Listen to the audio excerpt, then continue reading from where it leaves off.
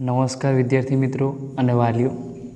ધોરણ 10ના જે વિદ્યાર્થીઓ છે અને એમના વાલીઓ છે એમને બધાને ખ્યાલ હશે કે એક્ઝામ હવે ખૂબ જ નજીક છે. બોર્ડની પરીક્ષા, હું ખાલી બોર્ડની પરીક્ષાની વાત કરી છું. બોર્ડની પરીક્ષા ખૂબ જ નજીક છે. એટલે ઓક્ટોબર, નવેમ્બર, ડિસેમ્બર અને જાન્યુઆરી, બરાબર છે. બસ આ ગણ્યા ગાંઠ્યા મહિના છે આપણી જોડે. આટલા સમય એટલે બહુ ઓછો સમય કે આપણા માટે, બરાબર છે. હવે સમય આવી ગયો છે કે આપણે ખૂબ તનતોડ મહેનત કરવાનું ચાલુ કરી દઈએ, બરાબર છે. હજી વધારે રાહ જોવાની જરૂર નથી. છેલ્લા 2 મહિના વાંચવાથી આપણને કંઈ સારું એવું પરિણામ ના મળી જાય.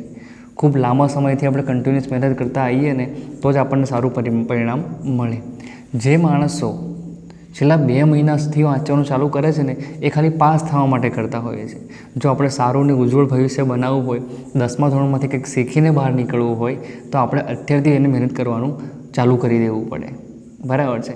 અને હવે વિદ્યાર્થીઓ કરતાં વાલીઓએ ખૂબ ધ્યાન આપવું પડશે કે તમારું બાળક છે એ મેક્સિમમ ટાઈમ વાંચવામાં આપે, મેક્સિમમ ટાઈમ પોતાના અક્ષરો સુધારવામાં આપે, મેક્સિમમ ટાઈમ એના પ્રશ્નોના જવાબની પ્રેક્ટિસ કરવામાં આપે. પ્રેક્ટિસ ખૂબ જરૂરી છે. ખાલી તૈયારી કરીને એકલા જાય તો રાગ નહીં આવે, સારું પરિણામ ના લાવી શકે. એનું કારણ છે કે ઘણા જ બધા વિદ્યાર્થીઓને છેલ્લે પેપર આપ્યા પછી કમ્પ્લેન હોતી હોય છે કે સર મારે આવડતું હતું પણ છૂટી ગયું એમ. એનો મતલબ એવો નથી કે પ્રશ્નો મોટા પૂછાયા છે, એવું નથી, પણ આપણા ટાઈમ મેનેજમેન્ટમાં થોડી ભૂલ પડી ગઈ છે. હવે રેગ્યુલર મહેનત કરવાનું થશે એમ.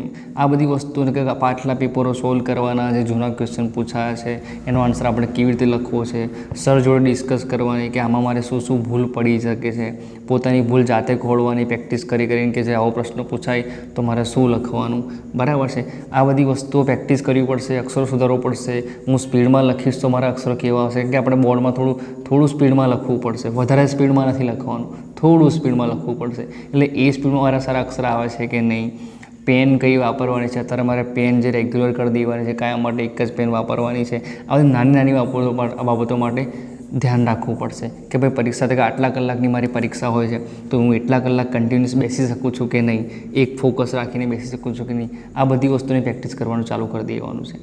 અને આ બધી વસ્તુઓ વાલીઓએ ખાસ એટલા માટે ધ્યાન રાખવાનું છે કે વિદ્યાર્થી છે, વિદ્યાર્થી, બરાબર છે, હજુ સુધી એટલો બધો મેચ્યોર થયો નથી કે આ બધી વસ્તુને જાતે સમજી શકે. આપણે બધા મેચ્યોર થઈ ગયા છે, આપણે આ બધી વસ્તુમાંથી પસાર થઈ ગયા છે, બરાબર છે. અત્યારે સમય છે પણ એમને સમજાતો નથી. આપણે સમજી ગયા છે કે આ સમય એમના માટે કેટલો બધો વેલ્યુએબલ છે, બરાબર છે. તો આપણે એ લોકોને મદદ કરવાની છે. એને સમજવામાં એને ખબર નથી પડતી તો આપણે એને શેર કરી આપીએ કે બેટા તું આવી રીતે કર, આવી રીતે કર. એમને સમજાવીએ. રાત્રે મોડા સુધી વાંચે છે તો આપણે એમની જોડે શું કે કોઈને કોઈ રીતે હેલ્પ થઈએ. રાત્રે ક્યારેક જાગીએ, પૂછીએ કે તારે ચા પીવી છે કે નથી પીવી, કે શું કરવું છે, એ રીતે મદદ કરીએ. તો બધા ભેગા થઈને આપણે કામ કરીશું તો આપણે વિદ્યાર્થીનું જે પરિણામ છે સારું લાવી શકીશું. એટલા સર છે કે એટલા વિદ્યાર્થી છે કે એકલા વાલી આ એકલા થઈને વિદ્યાર્થીનું સારું પરિણામ ના લાવી શકે, બરાબર છે. કે વિદ્યાર્થીને અત્યારે એટલું બધું નોલેજ નથી કે મારે ભણવું જ છે કેમ જરૂરી છે. જો એટલું બધું ખબર હોત તો પછી એની પાસે આપણે મહેનત કરવાની જરૂર જ નથી એમ.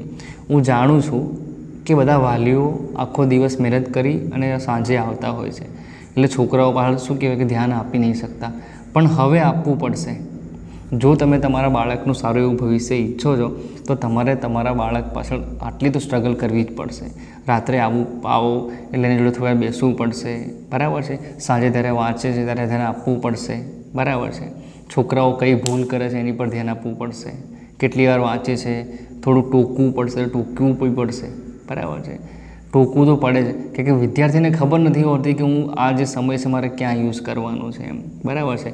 પછી બીજી એક વસ્તુ છે કે મોબાઈલ. હવે વિદ્યાર્થીઓને બને એટલું મોબાઈલથી દૂર કરી જ દો. સમય ખૂબ નજીક આવી રહ્યો છે કે મોબાઈલ હવે આ તમે વિચારો કે વાલી નહીં કંટ્રોલ કરી શકતા તો વિદ્યાર્થી કેવી રીતે કંટ્રોલ કરી શકે. તમને ખબર છે કે આપણે કામ પરથી કે નોકરી પરથી સાંજે મોડા આવીએ એટલે આપણું ધ્યાન બી મોબાઈલ સ્ક્રોલ કરવામાં કેટલું બધું સમય જાય છે. યુટ્યુબ ચાલુ કરીએ એટલે કલાકો નીકળી જાય એમાં એમ. જો આપણે કંટ્રોલ નહીં કરી શકતા તો એ વિદ્યાર્થી છે, એક બાળક છે, એ કંટ્રોલ કેવી રીતે કરી શકે. એટલા માટે ખાસ એની જોડે મોબાઈલ હોય ને આપણે એને કંટ્રોલ કરવા કહીએ એના કરતાં બેટર છે કે ત્યાંથી આપણે મોબાઈલ થોડો દૂર કરી દઈએ. મોબાઈલ દૂર કરશે તો થોડો એને વધારે સમય મળશે, બરાબર છે. એટલે મોબાઈલની જે લત લાગેલી છે, તો વિદ્યાર્થી કોઈ એવું કહેતો હોય કે પપ્પા મારે મોબાઈલની જરૂર પડે છે ભણવામાં, તો આ બધી વસ્તુઓ અત્યારે થોડી ઓછી કરી દેવી એ સારું રહે છે. બરાબર છે. પછી બીજી એક વસ્તુ કે ભાઈ વિદ્યાર્થીઓ હવે ધીમે ધીમે એબસન્ટ થવાના ચાલુ થઈ ગયા છે, તો એબસન્ટ ના રહે એની કાળજી વાલીએ રાખવાની છે. અમારા સુધી વિદ્યાર્થી પહોંચે છે તો અમારી જવાબદારી ભણાવવાની છે, એ અમે ભણાવીએ છીએ. બરાબર છે. છોકરું ઘરે આવ્યા પછી કામ કરે છે કે નથી કરતું એ બી વાલીએ ધ્યાન રાખવાનું છે. બરાબર છે. છોકરું એબસન્ટ રહે છે તો કેમ રહે છે એને પૂછવું પડે. છોકરું છે સર થોડું કડકાઈથી વર્તન કરે છે એટલે છોકરાને ત્યાં જવાની ઈચ્છા ના થાય, પણ વાલીએ એને જબરજસ્તી ત્યાં મોકલવું પડશે, કેમ કે નવું શીખવાનું છે.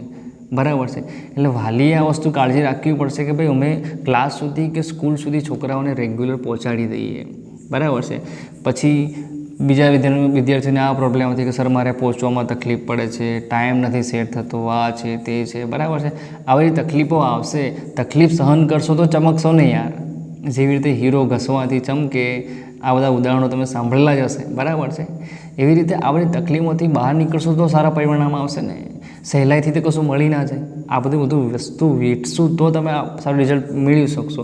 આ બધા બહાનાઓમાં આપણે સંડોવાઈ જશું ને તો કામ નહીં લાગે. એટલા માટે ગમે એટલી તકલીફ પડે, જો આપણે જિંદગીમાં કંઈક કરવું હશે ને તો આ બધી વસ્તુને મગજમાંથી કાઢવી પડશે. બરાબર છે.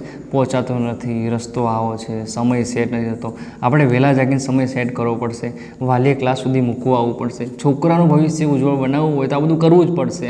એમાં કોઈ એક્સક્યુઝ ચાલે નહીં, કોઈ પ્રકારનું બહાનું ચાલે જ નહીં.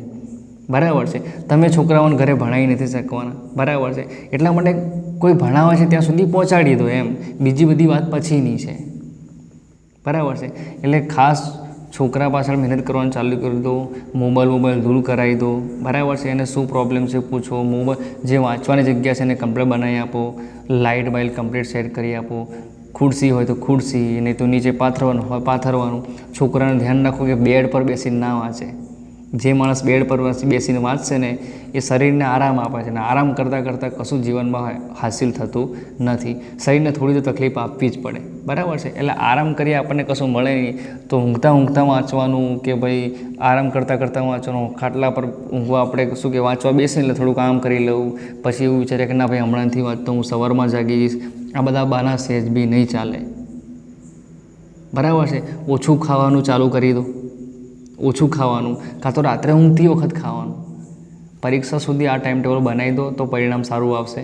ખાસ વાલીઓએ હવે કાળજી રાખવાની જરૂર છે. બરાબર છે. આપણા બાળક પાછળ આપણે મહેનત કરીએ અને પછી પરિણામ સારું આવશે. એમને આપણે બાળક પર પ્રેશર કરીએ ને તો એમને ના આવે. આપણે બધાએ મહેનત કરવી પડશે. બરાબર છે. બાળકને જોઈતી વસ્તુ આપણે શું કહેવાય કે પ્રોવાઈડ કરી આપીએ. જોઈતી વસ્તુ મોબાઈલ જોઈતી વસ્તુ અત્યારે છે નહીં. પરીક્ષા ખૂબ નજીક આવી રહી છે. તમે એને ચોપડા લાવી આપો છો, ટ્યુશન ક્લાસ મોકલો છો, સ્કૂલમાં મોકલો છો, મોબાઈલની જરૂર જ શું છે બરાબર છે. એટલા માટે મોબાઈલ ખાસ દૂર કરી દો. રાત્રે વાંચે છે તો એને મદદ કરો. ચા આપો, પાણી આપો, કશું બી આપો. આપણે કરવું પડશે. આપણા બાળકનું જો સારું પરિણામ લાવવું હોય તો આ બધી વસ્તુઓ કરવી પડશે. ભલે આપણે થાકીને આવીએ છીએ, ઉઠીને 2 વખત આપણે એને પૂછવું પડશે. બરાબર, જાગે છે કે નથી જાગતો. ઊંઘી ગયું હોય તેને જગાડવું પડશે અને વાંચ એવું કહેવું પડશે. એ કહે છે કે મારે સવારે વહેલા ઉઠવું છે તો સવારે વહેલા તમારે એને ઉઠાડવું પડશે. આ બધી મહેનત આપણે વાલીઓએ કરવી પડશે, કેમ કે એ બાળક છે ને આપણે વાલી છીએ. આપણે આ વસ્તુ કરી શકીએ છીએ. હજુ સુધી એ વસ્તુને ભાન થયું નથી. એટલા માટે આપણે એની જાગૃતિ માટે પાછળ મહેનત કરવી પડશે. બરાબર છે. એ જાગૃત થશે ત્યારે બહુ બધી લેટ થઈ ગયેલો હશે.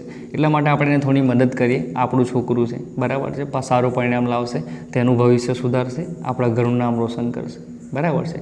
તો આપણે ભેગા થઈને મહેનત કરીએ. બાળકને એબસન્ટ ના રાખીએ. ખાસ એ વસ્તુ છે.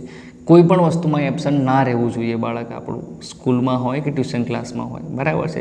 કોઈ પણ એને કહો કે ભાઈ કોઈ પણ ડાઉટ હોય તો સરને પૂછ. અમે અહીંયા એક છોકરાને પૂછતા હોઈએ કે ભાઈ તને શું ડાઉટ છે છતાં બી તમે એને હોંસલો આપો કે સરને પૂછી જ લેવું જોઈએ બરાબર છે.